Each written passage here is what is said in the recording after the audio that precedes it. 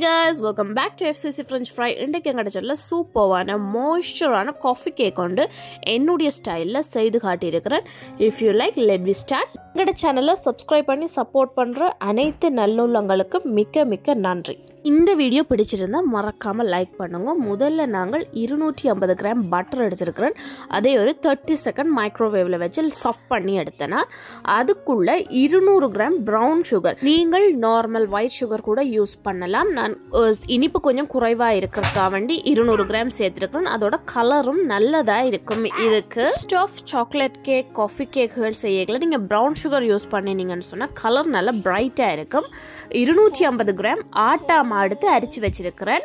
அதோட 4 முட்டை இப்ப நாங்க பட்டர் சீனிக்குள்ள சேர்த்தோம்னா நாங்க போட்டிருக்கிற சீனி வந்து பேளைக்கு கரைஞ்சிடும். 1 by 1 சேர்க்கணும். ஒரு 10 செகண்ட் கேப் விட்டு அடிக்க வேணும். ஒன்றடியாவும் சேர்க்க வேண்டாம். ஸ்லோ ஸ்பீட்ல அடிச்சிட்டு பிறகு நீங்க கொஞ்சம் ஸ்பீடா கூட்டி விடலாம். மீன்வைல் இங்கால மாவோட 3 டெசர்ட் ஸ்பூன் அளவுக்கு கொக்கோ பவுடர் சேர்க்கிறேன். சேர்த்துட்டு ஒருக்க அரிச்செடுக்கிறேன்டாலும் ஓகே. நான் இப்படி மிக்ஸ் பண்ணிட்டு 1 டேபிள் ஸ்பூனுக்கு பேக்கிங் பவுடர் சேர்த்திருக்கிறேன். அதோட இது வந்து இங்க பிரெஞ்ச் பேக்கிங் பவுடர் சேர்க்கிறேன். இது ஆப்ஷனல், உங்களுக்கு விருப்பம் இல்லையா சேர்க்க வேண்டாம். இல்லைனாலும் பிரச்சனை இல்லை.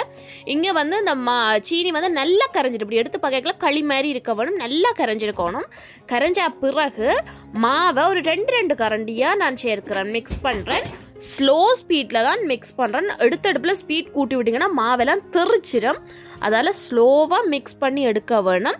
அடுத்து இங்கால 1 டெசர்ட் ஸ்பூன் அளவுக்கு காஃபி, இன்ஸ்டன்ட் காஃபி எடுத்துருக்கிறேன். அதோட 1/4 கப் தண்ணி, ஒரு இளஞ்சூடு தண்ணி எடுத்தீங்கன்னா காஃபி கொஞ்சம் வேளைக்கு கரையும். கரைஞ்ச பிறகு இந்த மாவும் நல்லா மிக்ஸ் ஆகிட்டுது. மிக்ஸ் ஆனோடனே இந்த காஃபி எசன்ஸையும் சேர்த்துட்டு ஒரு மூடிக்கு வெனிலா எசன்ஸ் சேர்க்கிறேன். நான் சேர்த்துட்டு மிக்ஸ் பண்ணிட்டு பேக் பண்ண போறேன். 180 டிகிரி செல்சியஸ்ல 45 தொடக்கம் 50 நிமிஷம் பேக் பண்ணினா காணும். இப்படி ஒரு குச்சியை இன்சர்ட் பண்ணினீங்கன்னு சொன்னா இவ்வளவு கிளியரா வர வேணும். இது ஒன்றும் ஒட்டி இருக்கக்கூடாது.